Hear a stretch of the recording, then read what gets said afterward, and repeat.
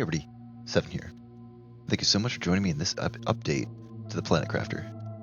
And you'll notice there is no more little news alert of you're playing on the dev version. That's because version 7, the new fish update, is stable. So let me just get my controller back real quick and then we'll get into this. Alrighty, first off, yeah, I fixed the fish. Thank you for the comment. Somebody had said, why have you fixed the fish? You know, you've got all these cool fish on the plaques and everything. Why haven't you fixed it? Apparently the fish number 1 was a little borked and it always went sideways into its plaque. So I said, hey, I keep taking the egg out, put it back in, it keeps coming out sideways. Uh, Apparently you had to deconstruct the plaque behind it, put the egg back in, and then it came out fine after I replaced the plaque there. No spoilers, we'll get to that in a sec. There is a ton to talk about. I'm probably going to be pretty comprehensive in this one, even though I've done like 3 of these, just because this one's stable now. There's probably going to be some people that haven't watched my experimental builds updates, just, following along with the world's going on here. Well, that is still an issue then that we're going to have to talk about. But before we get to the start of the show, which is by far the waterfall, let's start talking about some things that we can do right here at the house and some updates. So by now, everyone should know that the drone system is here. Since my last video on what the drones are doing, there's been a few tweaks to them. I know some people were talking about the drones were malfunctioning or something like that. Drones work absolutely flawlessly now. The priority system that I was having an issue with is now fixed as well. So I was talking about how I had to manually adjust something to like a 1 and then save and quit, come back in, and then immediately everything started to take off. That's no longer the case now. You just set the priority and everything takes off.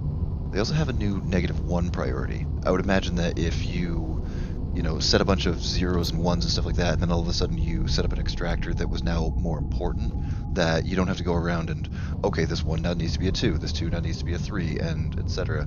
Now you can just, oh, this is now the newest, most important thing, so now I'm just going to set that to -1. So just a little convenience feature for the priority. I personally don't even use the priorities. They move so fast and handle all of the materials so quickly that I've never really needed them to prioritize one item over another. Let's get to some of the new unlocks.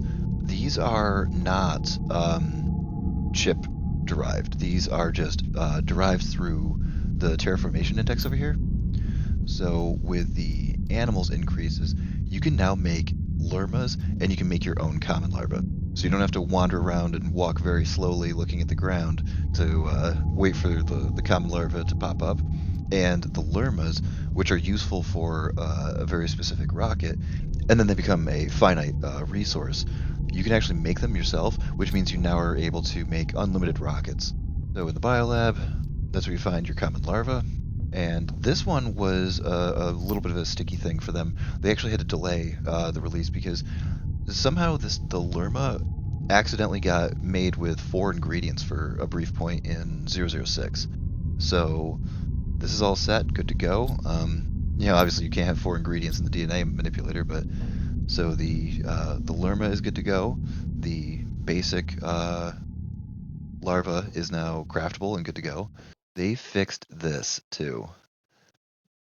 You can get the common larva, pick it up.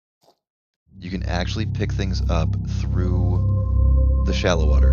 There was a bit of a hiccup for the longest time, and I mean like long as this game has been around, that when you were standing in shallow water, basically if your head was below the water and the item you're looking at was below the water, it was no sweat. But if your head was above and the item you wanted was below, you couldn't pick it up. Now, no sweat. But the thing that came with a few issues with that was, ever since they adjusted how you could pick up items in the shallow water, and now you'll notice that there's, like, sometimes you gotta stand a little finicky with the drinking.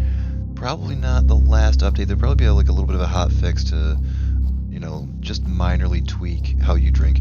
Because you saw earlier that I had kind of an issue getting water out of the lake. It's a minor inconvenience. It's not anything that's going to be the end of the world, but, just quality life type stuff. One last thing to get into, the gas extractors now have an evolution.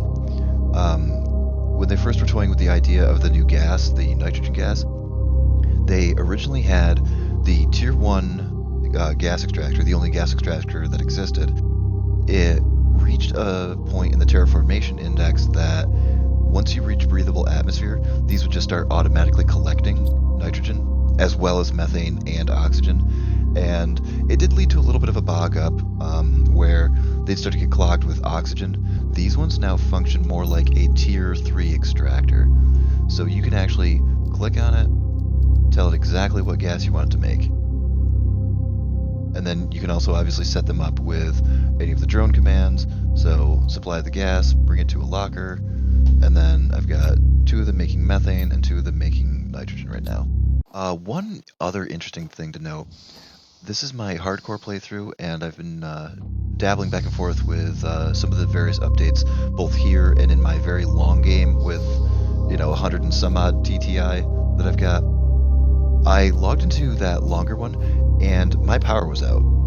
So I didn't see anything in any kind of patch notes about there being adjustments to either power generators or any of the machines using more power. But that longer game actually had pretty much none of the new items. No fish producers, no aquariums, no aquarium building things, no water life collectors. Didn't have any of the new buildings. So I don't think it's just a simple matter of, the new buildings are more expensive for power consumption. They are. They are way more power consumption. In fact, if you look at the gas extractors alone, there's a significant difference. These are 218. Comparative to the previous version of 58 is a pretty significant increase in power consumption. So I think it's not just that the new stuff is more expensive, but there were also, I think, some adjustments made to either how much power is produced or how much power is being used by some other items. If you haven't seen the previous videos that I've been listing on the update as it's been progressing along, a couple of the new unlocks need to be done with blueprints. And if you actually don't have any blueprints, or if you've either scrapped them or weren't picking them up, or because they are a finite resource that you can't craft yourself, don't worry about that. We're going to get into that. You're going to have a number of opportunities to get into some new areas that were just created that you can get the smaller little boxes, or some of the larger chests that have a random chance to drop the blueprint chips as well. So there's 2 new rocket satellites that you can launch, and both of which are done through the blue chips. There's a drone's visualization rocket, as well as the GPS Tier 4. The GPS Tier 4 is really cool. It allows you to pan the map and actually move it around, and allows for even more zoom in and zoom out. So the drone one is really neat because here you can see that's where the little dock is. You'll actually see the drones on your map when you check the screen flying across to whatever extractors that you have. But now we have arrow keys and we can actually pan the map around. Again, if I'm double covering something, it's just because I know that because this is stable, a lot of people are going to be checking this one out more so than they would have one of the other ones, because they're like, there's plenty of people who say, I'll just wait till stable, I'll just wait till stable. So I'm trying to cover everything. So in the interest of covering everything, there's an entirely new wreck. There's also an update to a pre-existing wreck.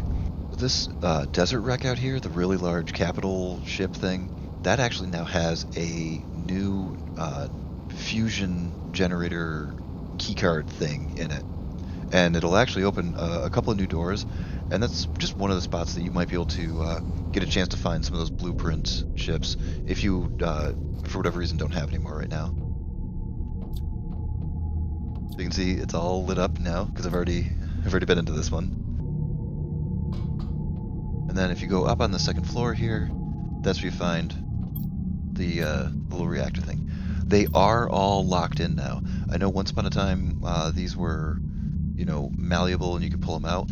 Now, once you put them in, they get locked in. There's a little swirly window that gives you an opportunity to yank it out if you change your mind. But once you put it in there, it's in. And then this one unlocked a couple of little storage unit things here. So lots more lots more stuff to rob and lots more stuff to investigate. Another thing about the water is you can no longer breathe underwater. And it also goes pretty quick, so be advised on that, especially if you're playing on hardcore like this one is. Once you stick your head underwater, that O2 is going down fast. So you can see it is still counting my rebreather thing, the filter. So it's got that minus 3.3 per second there, so it is moving down slower than it would normally. But as you can see, being underwater is quick. And then just before we leave, I'll do one last recap of the water life collectors. The water life collectors that are here, they're what's needed to get the ball rolling on the fish stage. They give you these phytoplankton things that are required for all of the new recipes, the phytoplankton A's, B's, and C's. But the important thing is, these water life collectors can also give you fish eggs directly. Kind of similar to like when you had the butterflies and there were certain zones that would drop specific butterflies that you couldn't actually make yourself. Some of these are eggs that you can make. You just have to have like a random percent chance, like when you're making the rare butterflies, how you could sometimes get the reds, the blues, or the golds. There's some that you get a random percent chance of getting the more advanced butterflies, and I think there are a few that you can only get by finding through a location. Here we are at the large crater, the huge meteor crater that glows at the start of the game. These ones can give you egg number 7. In the zeolite cave, there's a little bit of bodies of water in there. Just for fun, I tried it in there. That also gave me 7, which made me think that there were like overlapping zones, similar to where you could put an extractor.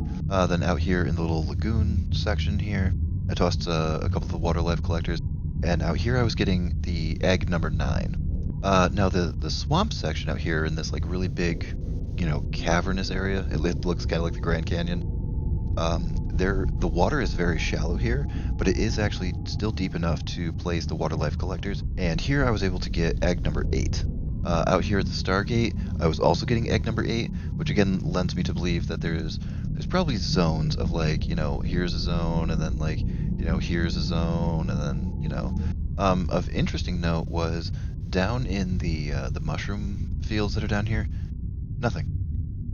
I emptied them manually. I set the drones to take out all the A's, B's, and C's out of there so that, it would distill only what, numbered eggs came out of there or whatever. The mushroom section, all those pink glowy rivers, not a single egg ever came out of them. So I'm pretty sure that there won't be an egg that comes out of that. And finally, and again, the absolute star of the show, the waterfall region, if you put water life collectors in here, you'll actually get egg number 10, which is very cool. Alright, so speaking of the waterfall, that is by far the crown jewel of this entire update.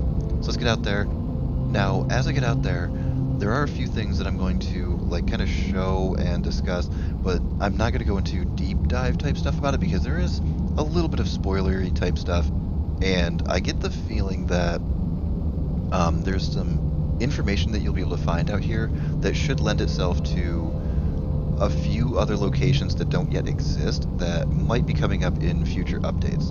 So there's some things I just don't want to spoil for people, but I will show where things are. And here we are. I swear every time I come out here it gets bigger. I think it actually is. That's actually something to note though.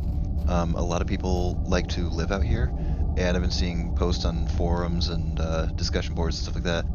I logged in and my base is, under 3 feet of dirt now. The hills are getting, this place used to be perfectly iron flat, It was underdeveloped. It wasn't finalized at all. The topography got raised up. A lot of these lakes weren't even here at one point. A lot of these points have gotten deeper. So, there's things that went up, things that went down. So there's a lot going on out here. If you moved out here, if you lived out here, you're going to have a few issues with your topography. If you haven't seen any of my previous updates, you'll notice, okay, there's a whole bunch of trees here. Note that there's no tree spreaders here. The waterfall now has TI stage dependent trees, some bushes, and even algae that naturally occur here without algae spreaders and without tree spreaders. Yeah, as you can see, the waterfall itself is now massive. I remember when this used to be just a trickle. Tried and true to every video game, there is now a cave behind the waterfall. It does hide something a bit interesting. And I'm not going to get into it because you can see right here that there is a pad. We're not doing that. It does have two very interesting chests. It's got one, TI loot dependent chest. It'll just give you, TI appropriate items here. Oh, take a Lerma. But it has one that's not. And in both of the files that I came into, this chest was always identical. It's got 3 tier 2 oxygen tanks, 3 sets of agility boots, 2 backpacks, and then 2 exoskeletons. I have no idea what to make of that. I don't know if it's going to be, I'm pretty sure that if you choose random for your start location, that the waterfall might be one of the locations you can start in. I don't know if they, put that there deliberately with the mindset of, oh, the waterfall would probably be a harder start location, so give the player some stuff. Because you could, in theory, deconstruct some of that for, like, I think there's explosive powder in Tier 1 agility boots, right? But then you fly around the, like, lip of the waterfall here. Another, TI appropriate blue chest here. Very interesting trees in this entire zone. Also some trees that I don't recognize. Like some trees that I don't know as though you can make. Flying around the back of the waterfall, we have a new wreck, and we're going to get to that in a second. But the back side of the waterfall is where you find the naturally occurring algae. No algae spreaders here, just naturally growing algae, which I find just amazing. Also on the back of the waterfall, you'll find a pretty ostentatious looking stairwell that you can, path across here. You see how it like cantilevers back and forth here. This leads to probably my favorite location in the game now. Like this is definitely my new favorite place to be. Now I don't know if the jetpack is required to get here, but it is a lot easier. And what a view. I mean, 2 perfectly placed trees with a gold chest in the middle. You can see the impact crater off to the west. You can see the Stargate off to the north. I mean, it's just absolutely amazing up here. I would build here. I would build here just to be here. And then there's a golden crate. And it has mostly tier dependent, TI appropriate items here, but it did have 1 golden statue in it, and you might have seen it sitting in my little display case at the beginning. I'll show it off when I do my outro. You'll notice more of the plant life down here is more of stuff that you can't really make. Like, what's with all this bramble stuff? Like, you can't make that, And I'm not sure about these weird, viney ones or these like kind of cactus looking guys. I don't think you can make either one of those either, so very, very cool things. The waterfall has just a lot of time and love and care has gone into this. Now one of these has gotten way deeper. Like some of these lakes are just outright new altogether. Some of them aren't necessarily new, but they're adjusted. Like this was never this deep. So we have another TI dependent chest over here with this huge rock inside of it, and we have this.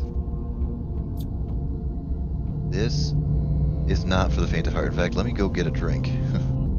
When I first entered this one, I just briefly stuck my head in, and I quickly realized I was going to need a couple of food items, and as you can see I've got 2 beans on me right now. It took me like 2 beans and probably 4 trips out because I had to go get drinks. This is large. So it's got a little storage thing off to the side here. As you can see, this one is lit as well. We'll get to that in a second. It has massive rooms. Lots of barricades like those ones over there that you deconstruct. almost every room in this place has at least one chest. Some have several. They have spiral staircases now, and they are absolutely amazing.